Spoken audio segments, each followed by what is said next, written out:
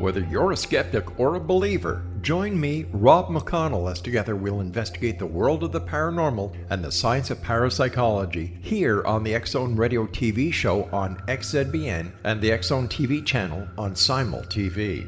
Since 1990, the X-Zone Radio TV show has been the place where people dare to believe and dare to be heard.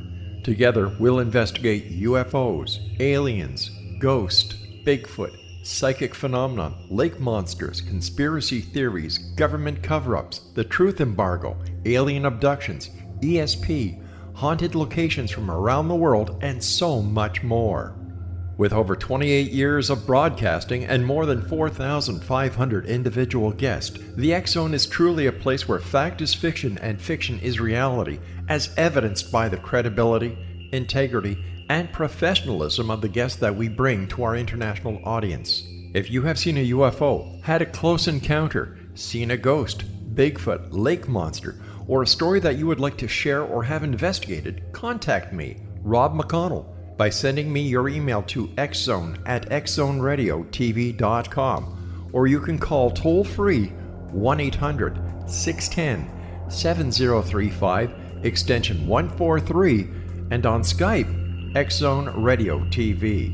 For more information on the X-Zone Radio TV show with yours truly, Rob McConnell, visit www.xzoneradiotv.com or www.xzonetvchannel.com or simultv.com and xzbn.net. Until next we meet here in the X-Zone from our broadcast center and studios in Hamilton, Ontario, Canada, always remember, X-Zone Nation, keep your eyes to the sky and your heart in the light.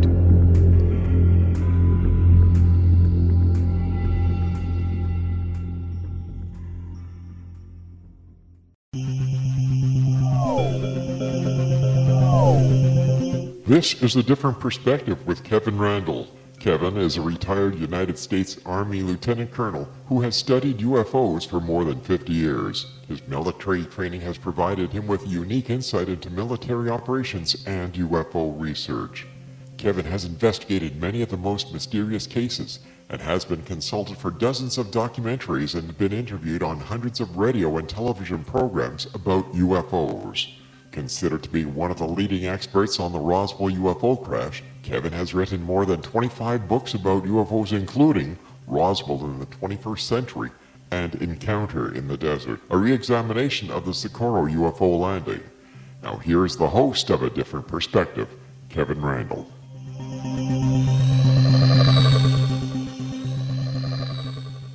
And welcome to this edition of A Different Perspective. I'm Kevin Randle. I am joined by Mike ROGERS, he of Travis Walton fame, and a number of other interesting UFO investigations. Mike ROGERS has worked in logging much of his life, even summers when he went to school. When he was 28, he had his own crew. In 1975, he and 6 other men in his crew, of which Travis Walton was a sawyer, had an encounter with a UFO and Walton's apparent abduction. After this all came about, Mike again working with his father on the logging projects and that sort of thing. In 1997, he was witness to the Phoenix Lights while standing on a hill near Prescott, Arizona. Before and after the lights, he operated a domestic tree service business, which he did very well. Ever since witnessing the Phoenix Lights, he conducted his own very thorough 22-year in-depth investigation into the lights, discovering numerous never-before-known realities. 2 years ago, he started speaking of these revelations. Some are quite disturbing even to the hardened skeptics. His scientific abstract was published in the May issue of the MUFON Journal, endorsed by astronomer Hal Povenmire. Mike ROGERS, welcome back to A Different Perspective. You bet, Kevin. When we did the last program, I think we kind of left a little bit of the Travis Walton thing up in the air, and I thought we'd touch on that first, and then we'd get into the Phoenix Lights and talk about that. And one of the things we did not talk about before was, I'm sure you've talked about the abduction scenario, what happened to Travis after he was on the ship. And I wondered if you could tell us a little bit about what Travis might have related to you about that experience. Well, yeah, over the years, he's relayed everything about it, and we talked about it a lot. Right after he was returned, there were people who, because Travis didn't come up with any time frame, they were thinking he was his experience aboard the UFO had lasted several hours. I demonstrated to him by going through everything that he had talked about from beginning to end until from the time he became conscious until he was rendered unconscious, that entire sequence went somewhere between 15 and 20 minutes in length. And then he realized that. And that came along a couple of years later. But, that meant that of the 5 days and some hours that he was missing, he was only conscious for just a few minutes of that time. And what he did experience was quite unique and very, very odd. And there was a lot of questions involved because unlike a lot of people who claim to have been abducted, Travis didn't have an awful lot of information. He didn't have anything to say about what they said because they didn't say anything to him. And he didn't get any impression of them giving him any mental telepathy or anything like that. He just expressed as best he could that sequence, and he's never added to it. And what did he experience? What did he see? Well, he woke up on a table, a metal table that he said looked metal. There was a light above him, and he became conscious quite slowly, but when he did become conscious, he realized that these were not doctors standing around him, which he had thought when he first was gaining consciousness. And when he saw that they were these little white-looking aliens, he became very, very excited. And in spite of his pain, he jumped up and started lashing out at them. He was trying to get out because there was a door on the other side of where they were, and he was like in a corner, and he started lashing out at them and yelling at them, and they actually eventually left the room and all went out at the same time and went to the right past the door. Well, he very quickly went out and to the left, and he went down this curving hallway, which was very tight and small. And the one thing he remembered was that it was very dim in there. Even the light that was above him wasn't all that bright. And it was very humid, extremely humid. He said, he's been in Florida and he knows about humidity. He said it was so heavy, it was almost like the air was almost like water, And he went into the first thing he did is the first doorway he actually passed that was open was into a round room, which appeared to be in the center of this, whatever he was in. And, there was a chair in the middle of it, and just to make things quick here, he went around, trying to see if somebody's in that chair, and there's nobody there. He couldn't find another doorway. He couldn't find anything. There were some buttons on the arm of this chair and a small screen, and he tried pushing some of those buttons. They didn't do anything, but he noticed that when he moved towards the center of this room, the room got very dark. And he could, once he sat in this chair, he could clearly see the scene that he could see all through the walls and everything was like space, and he could see stars, including the Milky Way, all around him, just like as if he was out in space. And well, you said that when he woke up, he looked at these beings. And they were white. I've seen the paintings that you've done. Yeah, they look nothing like the grays. Well, they do in a way. They're similar in a lot of ways, but everybody has a slightly different perspective of that. Anybody that's claimed to have been abducted comes out with a different concept, which is kind of natural in a way. Yeah, what I painted is what he described to me. They were small, like 4 feet tall. They were white. They were more white than gray, although he did say they weren't exactly like stark white, and they did have big eyes. But they, every time because I'm an artist and I drew things, to me those extremely slanted eyes that they keep drawing are bigger and more angled, and they're alien eyes, and that's something that seems to happen in terms of artistry. When people start drawing things like that, they tend to exaggerate that, and I wasn't going to exaggerate. I drew it exactly as he described it. Well, let me ask you a question. Since this is radio as opposed to television, and I've got some samples of what you've drawn about the aliens. Do I have your permission to post those on my blog so people can see exactly what we're talking about? Yes, you sure can. Okay. So when we're done here, go to the blog, www.kevinrandle.blogspot.com, and we'll have a couple of paintings or pictures that Mike drew based on Travis Walton's descriptions of what the aliens look like, and you can decide for yourselves how close they resemble the Greys. Were there any ramifications? I guess, and when I think of that question, it's just all kinds of things to Travis's abduction. I mean, people's reaction to it. Was there financial problems? Was there financial reward? Did things change radically for all of you after this happened? Well, yes, it certainly did. A lot of things happened. In fact, so many things happened that I can't even begin to describe some of it because it would take too long here. But I personally was put through hell. First thing happened is that nobody wanted to go back to work. They didn't, and we didn't, of course, for a week there. And then, of course, it started snowing and getting too cold. But I gave that contract up because I didn't have a crew. And people say, well, yes, it was defaulted, but it was defaulted because we didn't go back.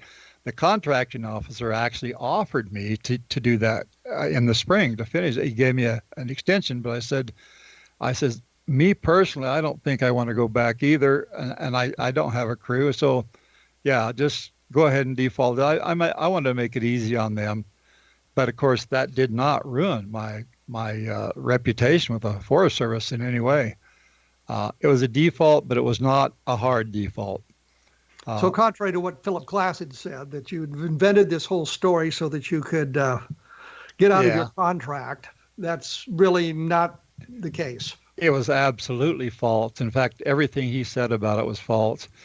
Years later, as a matter of fact, in '93, right before the movie came out, I had contacted my previous contracting officer who lived in Logan, New Mexico at the time, and I asked him 7 pointed questions in an affidavit style layout, and he answered those questions, and his answers to those questions just threw out every single thing that Phil Glass had said. Philip Glass had lied and made up everything. Well, let me interrupt you here because we're going to have to take a break, unfortunately. And I'll point out one thing. If you go to my book, Encounter in the Desert, and you can read about Philip Glass suggesting that Lonnie Zamora had made up the landing as in collaboration with the mayor of the town to create some kind of a tourist attraction in Socorro, New Mexico. So you can see that Philip Glass has a history of doing that sort of thing. There'll be pictures up on my blog at www.kevinrandle.blogspot.com. And when we come back, I promise you, we are going to talk about the Phoenix Lights, darn it. So we'll put an end to the Travis Walton stuff and talk Phoenix Lights when we come back right after this.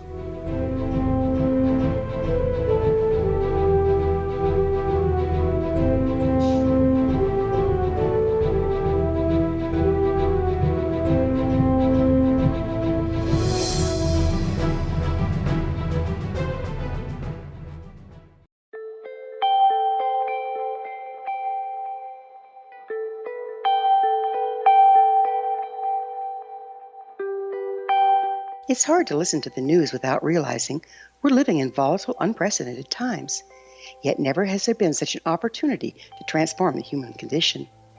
As old structures fail, where can we find the guidance to co-create a better way? Find Your Path Home is an ever-evolving, leading-edge information, education, and healing resource center designed to support and guide you on your path to unity and enlightenment.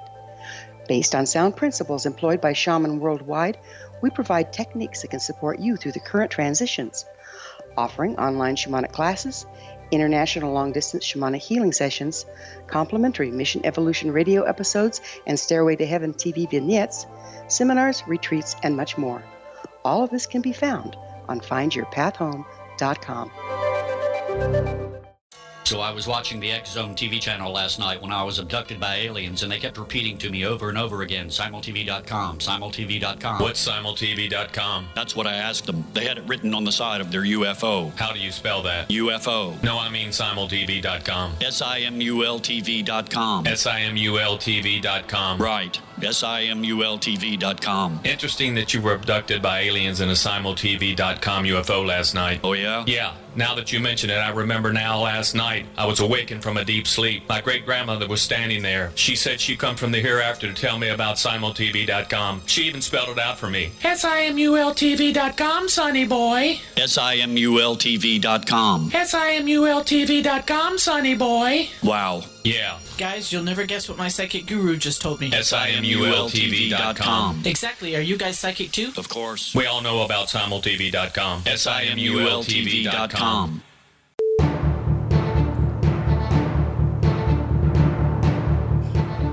I am here with Mike Rogers. We had just wrapped up with the Travis Walton abduction. My God, I'm going to hold to that. We've wrapped up with Travis Walton. With any luck, we will have Travis Walton on the program here, and he can fill in some of the details that Mike couldn't give to us. Mike, I think I got more involved with Mike over this Phoenix Lights thing, and people had contacted me to do some kind of a discussion about the Phoenix Lights, and I had done some writing about this and knew a little bit about it, but not as much as Mike Rogers. Mike, you saw something on the night of, what was it, March something or other, 1997. Pardon me? March 13th. March 13th, 1997. What did you see? What was going on? Well, I was on my way to Phoenix to do some business, and I stopped by Prescott to see one of my friends who was originally in the logging crew, Alan Dallas, and he wasn't home. He lived with his parents. His parents weren't home, so I left, and because I was very interested in the Hale-Bopp comet, and I had a professional video camera, and I went up on this hill. I didn't know if I'd get up there, but there was a road all the way to the top, and it was a little over 7,000 feet high. And I went up there, and I started trying to film the Hale-Bopp comet, but it was just too dark. Nothing was coming out on video.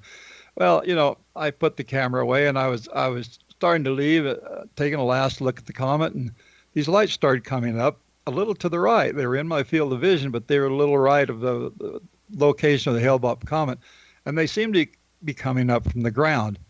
I sat there and watched that because the lights were rather bright, and I first thought there was some like a squadron of helicopters or something, but the lights never did change in their perspective to each other, and they were in a kind of a V shape, a chevron shape, coming towards me, and they got closer and closer and closer, and so that became quite exciting. And as they did come closer, and they didn't go directly over me, they went a little off to the right, and about that time I could see that these lights were not created by helicopters or any kind of a conventional flying machine. There was an actual connection to them. The leading edge of this thing, which is kind of wide, connected 7 lights. At first I could only see 6, and then eventually there were 7. By the time it went off to the right, it went back to 6, but I could tell that was because there were 7 lights, and they were, aesthetic. There was a light in the front, and there were 3 lights down by the sides. And so when a light would go out, I could see that it was, which light, you could tell which light was out. And so you're saying you saw a craft with the lights? It wasn't just lights, it was lights on a craft? Well, there was a solid thing that connected all these lights that was in a chevron shape. But I could also clearly see that there was something not nearly as dark as the thing that connected them all, not nearly as dark as the chevron, but there was something like a semi-solid substance that created like a delta wing. And as it went over to the right and then beyond, it looked like a delta wing, But I estimated through a thing I call snap triangulation, what I won't get into, It was a few thousand feet above my head, but it was rising, and it was moving to the south. It had first come out of the northeast, but then it was then moving south, well, kind of south, and then it disappeared after a while. But I calculated its size to be 1/3 of a mile wide, and it went from somewhere around 8,000 feet when I first did that calculation, then to about 13,000 feet. And of course, I didn't know elevation like that beyond that, but I also was able through that same method to calculate its speed, which was somewhere between 65 and 75 miles per hour. And, I then chased it. I got in my truck and I took off and I did a little speeding going down the interstate there. I came close to catching up to it, but when I did get within sight of the valley and I stopped on a hill there near Anthem, Arizona, and I couldn't catch up to it, and I wasn't going to speed down the valley. I knew I'd get caught, so I just sat there and watched it as it slowly went over South Mountain. Now later on, was it heading in the direction of Phoenix? Well, it went right over the top of Phoenix. In fact, South Mountain is directly to the south of Phoenix, kind of the border, and it went over the east end of South Mountain. And then after that, I couldn't see it anymore. So this could account for some of the sightings seen in Phoenix on March 13th. Yes, as a matter of fact, in all the research that I've done, and I've done a very thorough investigation. In fact, it's been like a 22-year project from my initial experience until the present. And I've done quite a bit of writing about it, and I've done a lot of shows about it. Specifically, what were you asking? Well, no, I was just wondering, because I'm not that familiar with Arizona, and I think many people are not, because we don't live there. I know where Mesa, Arizona is, and I know where Weaver's Needle is, and I bring that up only for those of you who are interested in lost gold mines, because that's the starting point when you search for the lost Dutchman's mind. But I've always thought there were basically two events. One was the lights that they had all the videotape of, and then there was this other event where there was an actual object that was flying around in Arizona at the time, and some people saw this triangular shaped or this chevron shaped object as you talk about, and some people just saw lights. And it's clear to me that some of the sightings, I think there was a sighting of aircraft flying formation, and there were some sightings of flares. And I think it's pretty well established that they were flares. But then there was this other group of sightings that don't fit into that category. So I always kind of categorized it as two events. What do you think about that? Well, as quickly as I can, let me set the whole thing straight for you. Okay. Because there is an awful lot of misconception in all that, a great deal of it. Well, for me, as I said, it started in Prescott, and it was seen by people in Henderson, New Mexico, and then several years later, I found some people in Boulder City, two people, a couple, who had also seen it. But Boulder City is in Nevada. It's just near Las Vegas. Yes.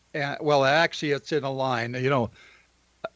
This object came, according to these witnesses, came out of the Northwest, but nobody actually saw it come out of the Northwest. Everybody I talked to just said they speculated that because it seemed to, because when they saw it, it was heading away from them and it was heading to the southeast. And but everybody in Nevada said that it was leaving. And that was misperception. We won't get into that at the moment, or we can get into that later. Right now, I'm trying to lay a kind of a path of this thing. Basically, it was first seen in Arizona by me and people in Paulden, Arizona, and Prescott and all there. There was a number of witnesses there who saw it, and it went from there as a solid object. Nobody saw a group of lights at that point. This was a solid object that had 7 lights, seen as 6 to 5, depending on different people's perspective. But it went to the south, and it went over Phoenix, and it went over South Mountain, and then it eventually ended up, and it started curving to the southeast after that, and it went down near Tucson, but the lights went out. Some people said it went further, but mostly people didn't say that it did. It disappeared right there somewhere around Casa Grande. But that was one object, and that was one object. Even though there were several different people who had different ideas about how it looked, different ideas about configuration. I've figured all that out since then and have it all laid out and something that I've written. But to make this thing simple, the second event, which is the lights that was seen by thousands of people over the Estrella Mountains, first thought to be in front of the South Mountain, but then later admitted to be over Estrella Mountains, and then in truth was actually on the Barry Goldwater Gunnery Range, which was behind the Estrella, quite a bit behind the Estrella Mountains, actually from the point of people witnessing in Phoenix, of which there were many. They were actually 70 miles to the southeast, and they were actually over the Barry Goldwater Range, and these were actually flares. It turned out to be flares.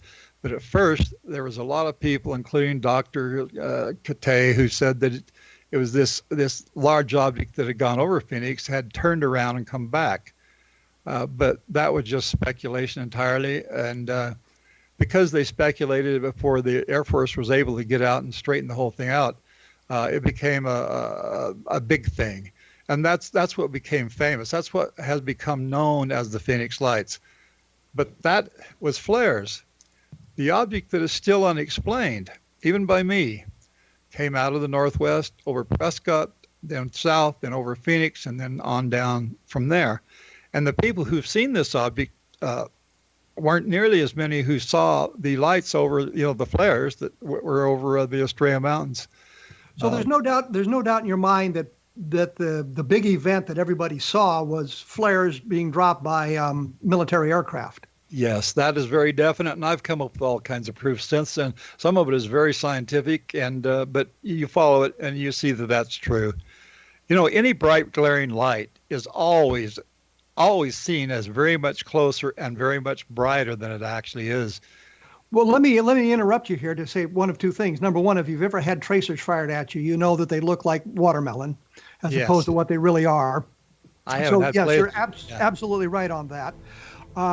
And I've got some additional questions about the two events and that sort of thing. So we will take our break, take a look at www.kevinrandle.blogspot.com. And as we promised, we'll have some pictures up there of the creatures that Travis Walton saw so that you can take a look at that. We will be back right after this with Mike Rogers, and we'll be talking more about the Phoenix Light. So stick around.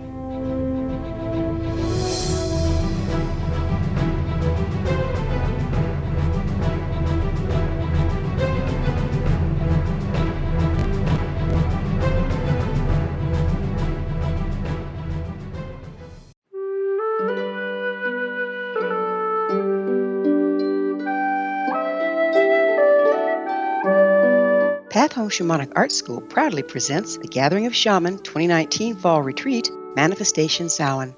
Join me, certified shamanic instructor Gwilda Wiyaka, in the magnificent Colorado Mountains this November 2nd and 3rd for a life-changing event. Participate in unique teachings and ceremonies that'll put the power and magic of shamanic manifestation into your hands. Sit in circle with like-minded individuals, sharing group energy and the power it generates. Classes will be held in a facility next to the beautiful, majestic Arkansas River, further empowering the experience. Space is limited, so reserve your spot today. For more information, visit findyourpathhome.com or email touchin@findyourpathhome.com.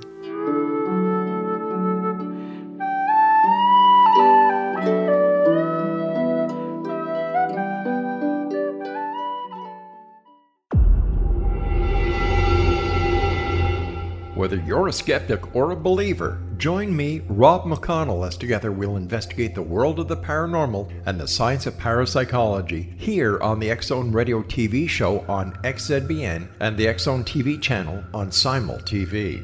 Since 1990, the X-Zone Radio TV show has been the place where people dare to believe and dare to be heard. Together, we'll investigate UFOs, aliens, ghosts, Bigfoot, psychic phenomenon, lake monsters, conspiracy theories, government cover-ups, the truth embargo, alien abductions, ESP, haunted locations from around the world, and so much more. With over 28 years of broadcasting and more than 4,500 individual guests, the X Zone is truly a place where fact is fiction and fiction is reality, as evidenced by the credibility, integrity, and professionalism of the guests that we bring to our international audience. If you have seen a UFO, had a close encounter, seen a ghost, Bigfoot, lake monster, or a story that you would like to share or have investigated, contact me, Rob McConnell, by sending me your email to xzone@xzoneradiotv.com, or you can call toll-free 1-800-610-7035, extension 143, and on Skype, X Zone Radio TV. For more information on the X Zone Radio TV show with yours truly, Rob McConnell, visit www.xzoneradiotv.com or www.xzonetvchannel.com or simultv.com and xzbn.net. Until next we meet here in the X Zone from our broadcast center and studios in Hamilton, Ontario, Canada, always remember, X Zone Nation, keep your eyes to the sky and your heart in the light.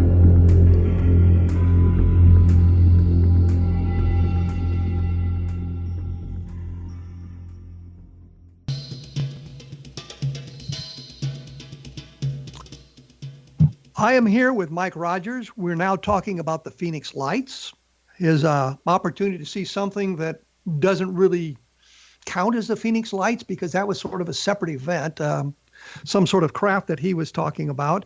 And when we went away, we had been discussing the flares, I guess, dropped by military aircraft on the gunnery ranges that I guess dot that area of Arizona. So there's no doubt in your mind that some of the sightings that people talked about, the really great sightings and the videotape that we have of that sort of thing was of military flares. Yes, that was the big event that became known internationally as the Phoenix Lights.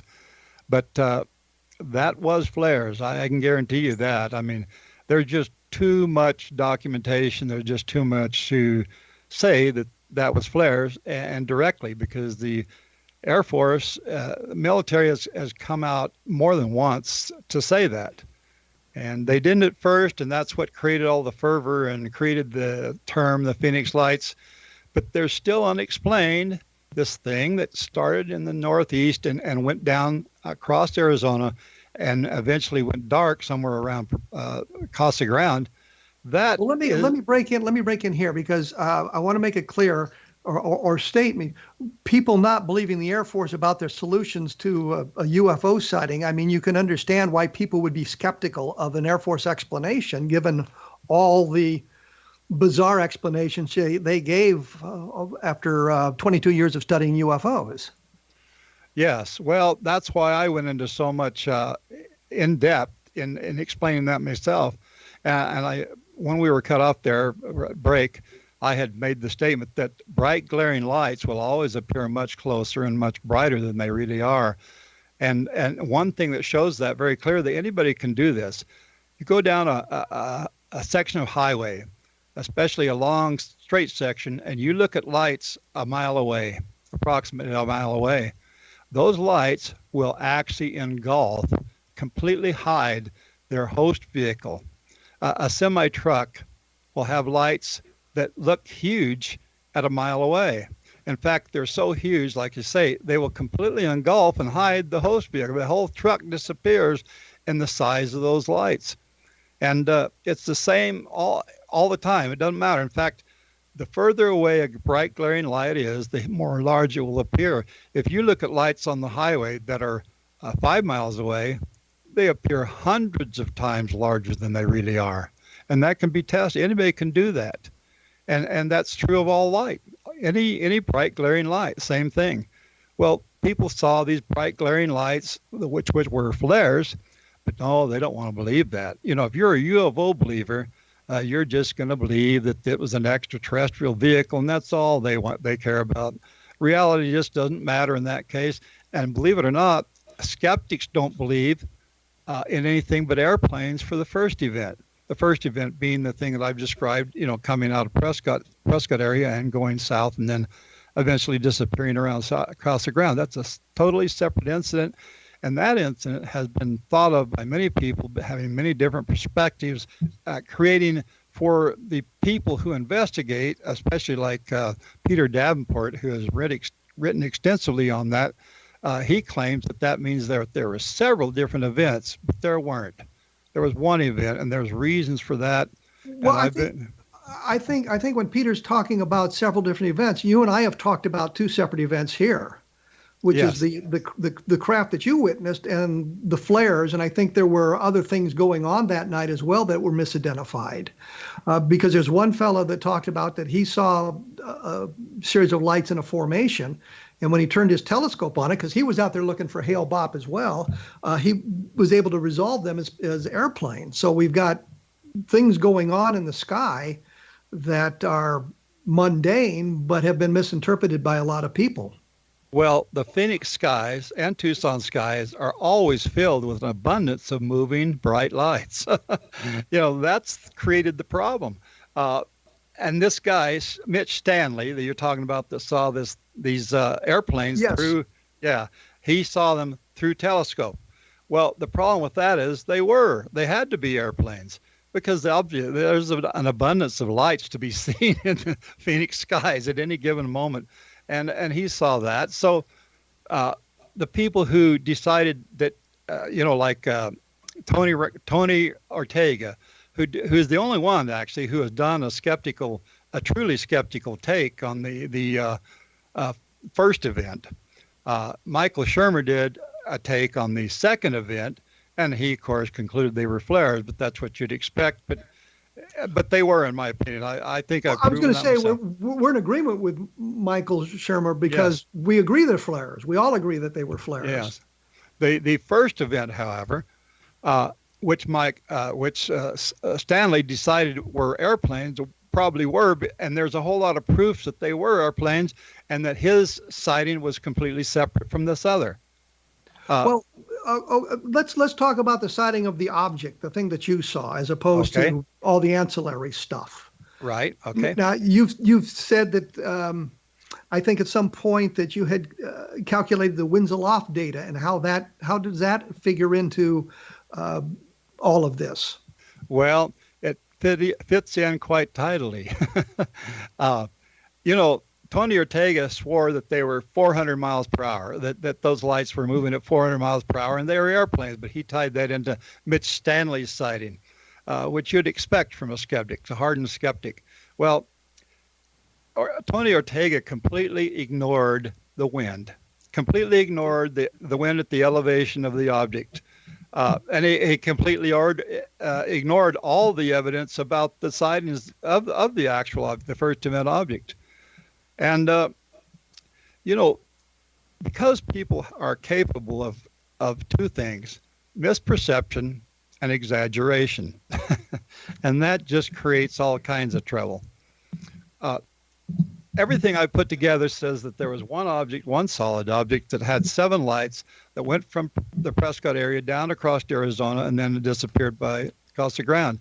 And even though all those different perspectives, even though people like Peter Davenport put it all together and said, no, there were lots of different objects. There were lots and lots of different objects. Well, the funny thing is, his map, which he came out with not too long after the event, shows an established path. And the skeptics themselves, like Tony Ortega says, and he gives a point by point, all the way down, and it's right on top of the actual path of the first event object, as described by everybody. Well, you say how many people did you talk to that saw this object? Well, I've actually conducted that within a week or two after that. I conducted 18 separate interviews by myself, which were never given out to Davenport at all. So you talked to people at 18 separate locations, or 18 that witnessed this object? Not 17 separate locations, but 2 in Boulder City several years later, and most of them were within several days of the event itself. They're in Prescott and down along the highway, and then a few that were in Phoenix. And everything that Peter Davenport has collected I don't know how many there are exactly, but somewhere between 30 and 60. And I've tried to get him to give me all that data, but he won't do it. One thing he has told me very much about is the pilots that were scrambled, even though the Air Force won't admit to it. Pilots who themselves have risked their reputations badly by coming forward, and Peter Davenport has recorded a lot of that conversation directly. Did you talk to any pilots who had said they were scrambled? No. Only Peter Davenport has that information, but he has recordings, and there were several people on the ground, a couple of which I talked to, who saw scrambles, and there were lots of people who saw scrambles reported by Dr. Lynn Katay and others. There were jets scrambled that night, even though the Air Force says no. There were several, and the through Peter Davenport, the Air Force pilots who were sent to investigate this first event object that was over Phoenix and heading south was not. They said it was 9,000 feet above surface, which is exactly what I had already calculated based on what my own findings. And over the mountains, it was around 14,000 feet. And then, of course, once it got in the valley, the air moving over the mountains, all that put together says that it was man-made. I don't know if it's the Air Force. I don't know if it's private people, but it was. I'm pretty sure it was man-made. You're saying what you saw was not an extraterrestrial spacecraft, but something that had been manufactured here on Earth. Well, I conclude that as the largest possibility. So you don't have a direct conclusion, but you think that's the direction it would go. Yes. In order to say that it was extraterrestrial, you have to put speculation on top of proposition on top of speculation, and that just is not logical. In fact, extraterrestrial itself is based on hearsay, not any evidence at all, not anything hard, not proven. It's just a speculation that this thing had to be extraterrestrial. Well, that's fine. In order to say that it went exactly in the same direction, this S-curving shape down across Arizona, and the same speed and the same elevation, you have to say that you have to have another proposition, another speculation entirely that these extraterrestrials then went just directly. Let me interrupt you here because we're up against the break.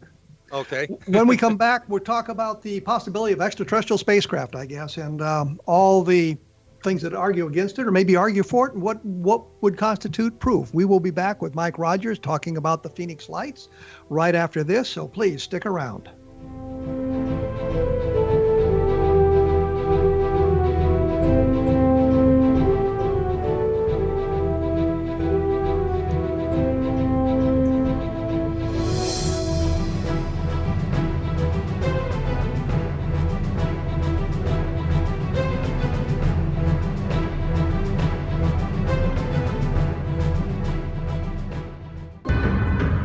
If you are looking for a safe, zero-calorie natural option to the harmful artificial sweeteners on the market today, Just Like Sugar is what you're looking for. Just Like Sugar is a wonderful natural alternative for those health-conscious people who choose a calorie-restricted diet with a great, pure, sweet flavor that tastes just like sugar. Just Like Sugar is a great natural option for people suffering from diabetes and may be useful in restricted diet programs where standard sugars are not allowed and does not cause a laxative effect of some other sweeteners. Just Like Sugar comprises a perfect blend of chicory root fiber, natural calcium, natural vitamin C, and Just Like Sugar's sweetness comes from the natural flavors from the peel of the orange. Just Like Sugar is a natural alternative to harmful artificial sweeteners and will change the way that you believe all natural sweetener products taste. Just Like Sugar is available at your local Whole Foods markets, Wild Oats markets, Henry's, Sun Harvest, and many other fine natural food stores in the U.S., Canada, and worldwide. They are here, and they've been here for thousands of years, making their presence known in the shadows. They might be seen by a lonely motorist on a deserted road late at night, or by a frightened and confused husband in the bedroom he is sharing with his wife. But who are they? What do they want? Why are they here? Perhaps most concerning, has the government been aware of their presence all along? The new book by Ellie Marzulli, UFO Disclosure, the 70-year cover-up exposed, delves into the world of UFOs. Can full disclosure be soon? Order now and receive a free hour and 37-minute DVD on the UFO phenomenon. UFOs are real. Get both the book and the DVD, a $40 value, for only $19.99. To order your book and DVD today, go to lamarzulli.net. That's LAMARZULLI.net. You have heard of the X Zone?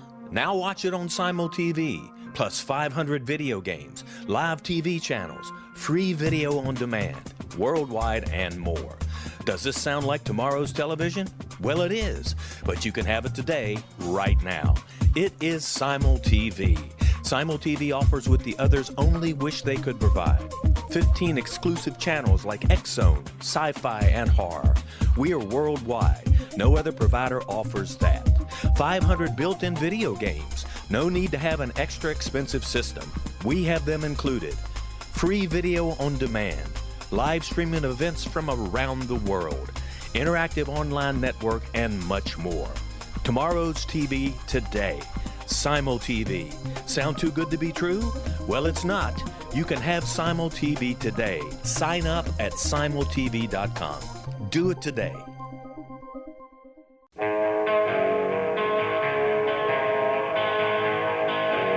I'm with Mike Rogers. We're talking Phoenix Lights here. And we're, again, running out of time. I can't believe how quickly these hours pass. I had actually two questions for you, Mike. First of all, you said that you had been out there on the hill near Prescott with a professional quality camera. Did you get any photographic evidence? Yes, but in order to get an image, it had to be so computer enhanced that it is truly, it's not a real image, but I did get an essence of it, yes. So there is an image, but it could be argued it was basically computer generated because of. Well, yeah. If you go into all the yes and no's and all that stuff and all the regulations concerning, it was what they call it, photoshopped. Okay. And the second, technically, yes. And the second question is, what do you think you saw, if it's not extraterrestrial? Well, I still don't know, but I say, and I have speculated about this myself and gone into depth about it, that could have been made relatively, well, it still will cost several $1,000s, and it doesn't matter who did it. I think that it had something to do with the Air Force and the government, because it looks to be very much to be something that was deliberate and for the purpose of getting public reaction. And as we all know, the government likes to do that. I'm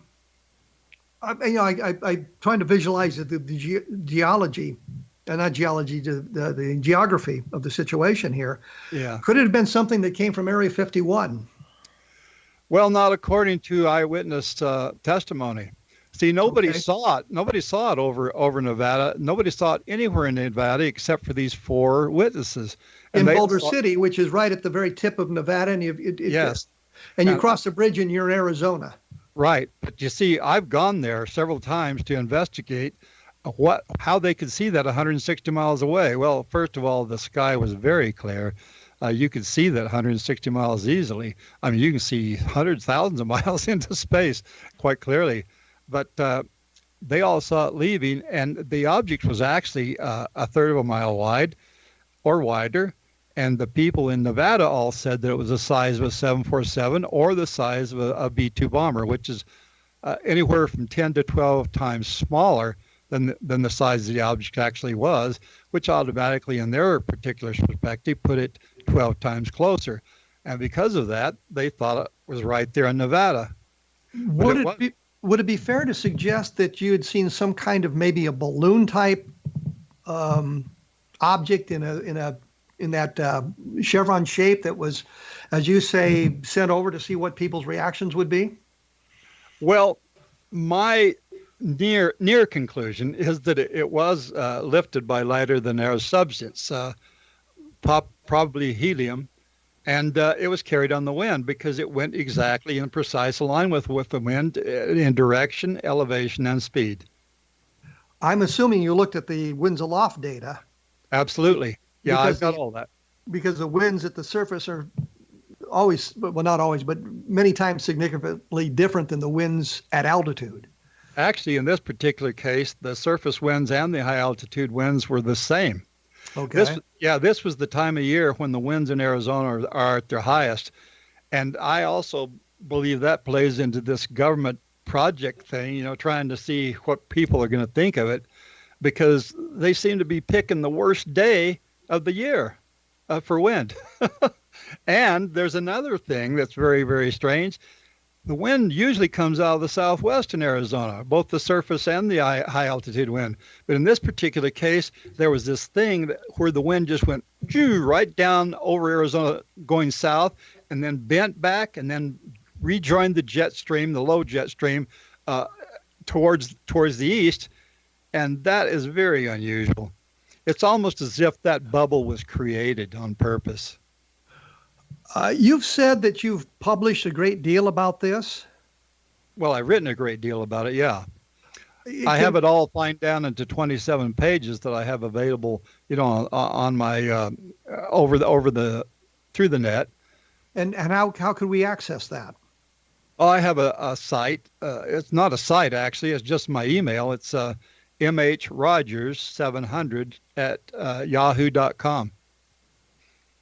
And I'll send, virtual, of course, the whole thing. But the 27 pages anyway, which has an awful lot of illustrations in it. So we can link to that to the internet, so we can analyze your analysis. Yes, that's right. You said one other thing, and we're getting up to the end of the program, about evidence.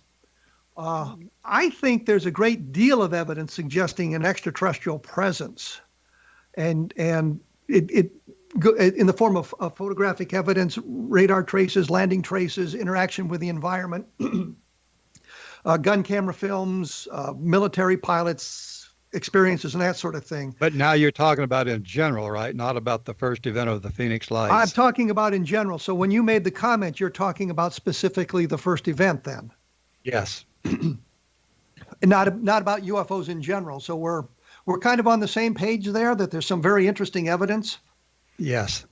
As of today, there's an awful lot of evidence. Fox has been releasing this thing they call a Tic Tac and other stuff, gun camera sightings and other personal video of just now released, just within the last year, things that are, in fact, I think it's kind of the government's way of introducing disclosure without having to take the flak. But it's certainly making a lot of proof, heavy evidence anyway, for extraterrestrial. But I guess the thing that bothers me about all of this is we kind of reject the government's explanation for many, many sightings because they're frankly idiotic. And yet we accept it when they are saying this is really strange, this is extraterrestrial, this is alien. Does that kind of bother you at all, that we massage the evidence or the information to go where we want it to go? Yes, and that's very deep, very deep. But I think that the government is coming forward now with a form of disclosure. Okay. So when we get back to the Phoenix Lights then, your theory, your belief is that there was an event that involved some kind of unidentified craft, but you believe this unidentified craft was terrestrially manufactured. It would be what I guess we would call a unidentified aerial phenomenon as opposed to an unidentified flying object. Yes. And that the majority of the interest in the Phoenix Lights was generated by flares and other activities going on over Phoenix on March 13th, 1997 that had nothing to do with that first event that we talked about. Right. The first event of the Phoenix Lights is still a mystery. Nobody has explained it, and the skeptics certainly haven't explained it, and that's where it sits. And you do have an illustration, and I guess we can look at your documentation about your findings. You also mentioned in the bio that it was in the May issue of the MUFON Journal. Is that May of this year? Yes. Yeah. 4 months ago. And so that if people are members of MUFON, they can go back to the journal and take a look at it. Is there anything on the MUFON website about this? Just that abstract, and it's kind of hidden because it's in another article done by Thomas Keller, which talks about other strange things that, in my opinion, are just completely off the wall. But it's hidden within there, and it's in letters to the editor, and it's just the scientific abstract that I did with Hal Povenmire. You mispronounced his name. Every time I said it, I mispronounced it. So yes. I cop to that because I'm good at mispronouncing names. Ask anybody. Okay. There you go. I'll take your word for it. Mike, we're right up against the end here. I think we've had a couple of good discussions when we figure in the Walton abduction and the Phoenix Lights stuff as well. I thank you for taking time out of your day to join us here on A Different Perspective. Well, thank you, Kevin. And I'm sure we'll be in touch or in communication here in the near future. Anybody wants more information? I'll have a link up on my blog to get you to that information and some illustrations as well. And the blog, of course, is kevinrandle.blogspot.com. And I'll take a moment here to point out that I have done a number of UFO books, and I think that one of the things that bugs me about the way things are today, and I'm going off topic here a little bit, is there are reviews of some of the stuff, of my stuff, and I know the people haven't read the book. And I know because of the way the reviews are written. And I just think that is wrong. You know, one guy wrote on Roswell in the 21st Century, his whole review was, this book is nonsense because there are no aliens. And I'm thinking, if you'd read the book, you wouldn't have made that comment because of the conclusions drawn at the end of the book. You would have understood what I was talking about. I don't understand that, but I think that we see in today's world way too much of people paying attention to things that appear on Twitter and on Facebook by people who have little or no expertise in what they're talking about. They're just angry about something and feel the need to comment on it. And I think that's driving things in the wrong direction. I just make that comment because it's something that moves me periodically, and I think I should do that. Next time, I will be joined by Nick Redfern talking about his book. The week after that, I'll be joined by Paul Davids, who was the co-executive producer of the Roswell movie on Showtime, and many, many other things. And he has some very interesting stories to tell you. There are some very interesting programs on the X Zone Broadcast Network. That's xzbn.net, or what is it, xzbn.net if you're in Canada. I will be back in 167 hours and look forward to discussing UFOs with you at that time. So thanks for listening.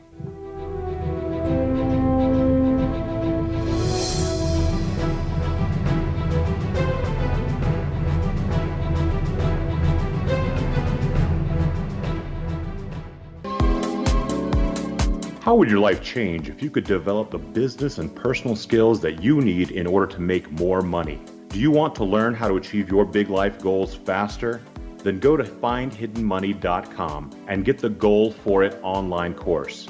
The course teaches you how you can set and achieve your biggest goals while completely overcoming the roadblocks to your goals so that you can realize your dreams and imagine more success. Go to findhiddenmoney.com. Memorable dynamic presentations are a not-so-secret weapon in the business world. Do you have a powerful message that must be shared, but you haven't found a way to deliver that message? Do you want to be known as a top public speaker who gets amazing results? Are you ready to create and deliver your powerful message? Thomas Hides can help you create and deliver your speech to get the results you desire. Visit iconquality.com. Did you expect your business to flourish, but instead it plateaued or didn't get off the ground yet? Would you like to achieve massive goals and discover new sources of income within your business? When you're ready to experience that type of success with fast results, Cindy Hendricks is the business coach for you. Her work with entrepreneurs and business owners has been life-changing. To get you and your business where you want to be, go to imaginemoresuccess.com. Has the fear of public speaking stalled your business or personal life? What would you give to develop and maintain supreme confidence? Have an invaluable private program to always perform at your best. Imagine how you would feel. You can have all that and so much more today with Thomas Hyde's life-changing course called Number One Fear Unleashed. Visit numberonefear.com and be liberated from your fear of public speaking.